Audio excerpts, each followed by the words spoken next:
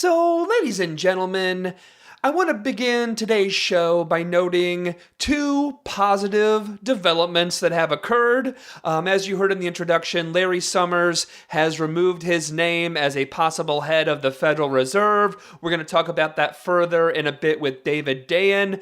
The second bit of good news is, after President Obama last week moved back on his call for immediate war with Syria, this last weekend, the US and Russia brokered a deal for the destruction of Syria's chemical weapons. And look, let's be clear here. Many things could still go poorly. Assad might not comply. The US is still threatening to attack. A lot of things could still fall apart here. But a deal was brokered. War is not happening right now. Time will tell what happens in Syria. But I bring both of those up as both the Summers thing and the Syria thing as examples of activism actually having an impact. Look, activists heavily mobilized against Larry Summers, just as they heavily mobilized against war with Syria. And look, I want to be clear; those two things are very different, bigger scales here and stuff like that. And it also wasn't just activism. There's a lot at play in both of those issues. But it is undeniable that in both of those major stories that activism had a huge impact. The fact that so many people opposed the war in Syria, they contacted their representatives. Some Congress people claimed that the messages were near 99 calls against for every one call for war in Syria, like 99 to 1. That's what was a lot of the some of the reports are on the calls that were coming in to representatives. That had a difference. Activist and activism did have an impact in keeping a horrible human being, Larry Summers, from being appointed to chair the Fed. And it has, at least at this moment, delayed the drums of war.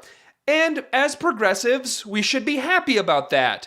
We should mark our victories in the progressive movement because, as I've said before, they really don't happen very often. And these are two positive developments here. It doesn't mean that we can let up on the Syria thing. We have to keep on it, but it's a positive development. Which brings me to the next thing I want to talk about, and that is that the 17th of September marks the 2-year anniversary of the occupation of Zuccotti Park in New York City. The beginning of the Occupy Wall Street movement, the greater Occupy movement as a whole. And I'm not going to lie, folks. I'm not going to lie. I miss it. I miss Occupy Boston. I miss having that here. I miss the greater protest movement that was going on. And I'm also not going to lie. I think, frankly, it's pretty obvious right now that we need it, or whatever the next version of Occupy is. We need whatever that is, or whatever Occupy was, now more than ever. Many people say, correctly in my opinion, that one of Occupy's greatest accomplishments was starting a serious conversation on income inequality here in the U.S., having that as a national conversation. Occupy was the fire on that, a major key in starting that national conversation.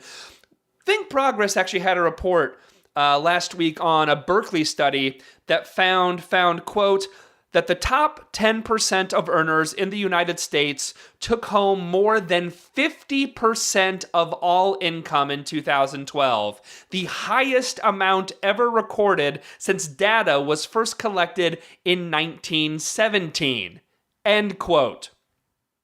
It's not getting better, though. The actual situation is not getting better. It's actually getting worse. Reading on from that report, last year income from the top 1% of earners increased sharply. The report notes growing by nearly 20%, while the bottom 99% saw money rise by only 1%. 99 to 1. Imagine that.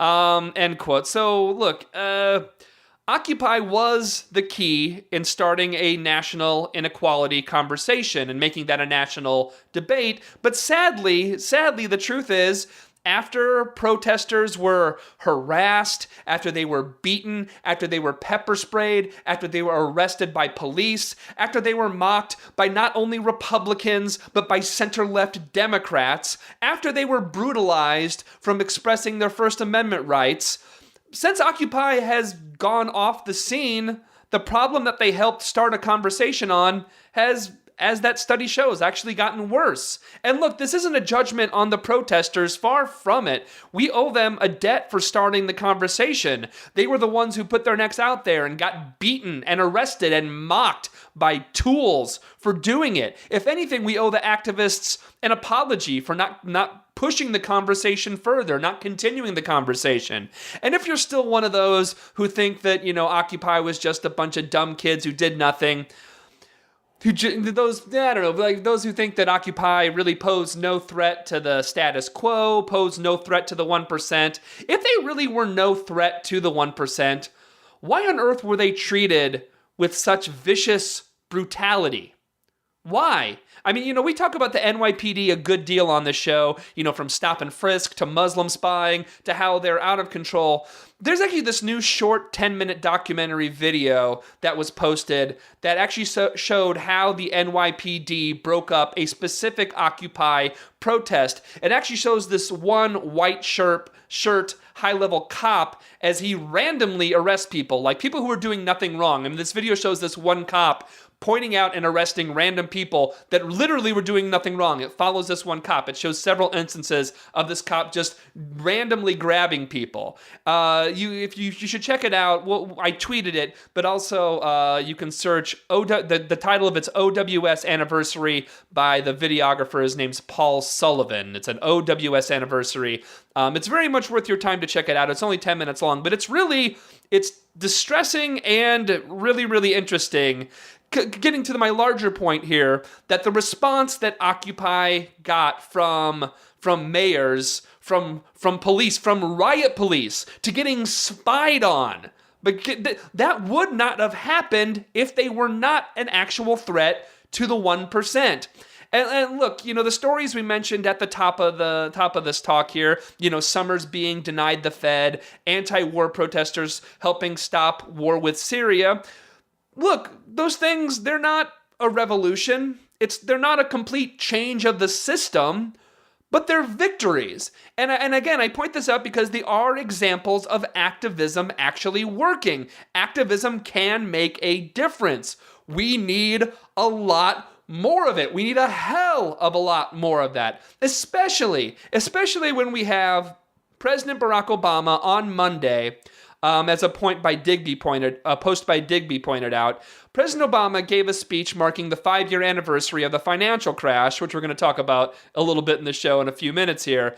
But in his speech, President Obama said, quote, "I will spend every moment of every day I have left fighting to restore security and opportunity for the middle class and to give everyone who works hard a chance to get ahead." End quote. I mean, why am I criticizing that? That sounds nice, right? It sounds really good. That sounds like what you'd want a president to say for the working people. And sure, it sounds nice, but you know what else President Obama said? You know what he said the day before the speech when he was talking to George Stephanopoulos? He said on George Stephanopoulos' show that he is still willing to cut the social safety net. He said it the day before. The day before he said, "I will spend every moment of every day I have left fighting to restore security and opportunity to the middle class." He said that while simultaneously saying he is working and willing to cut Social Security, Medicare, and Medicaid. After all of the cuts of the sequester that we've talked about on the show, after all of the jobs lost, all of the pain, after all of the danger that the sequester has caused, he's willing to cut even more. But he wants to restore security. He wants to restore opportunity by cutting it further. Activists can make a difference. Occupy did make a difference. It's a fact that it's made so glaringly obvious by their absence. We'll be right back.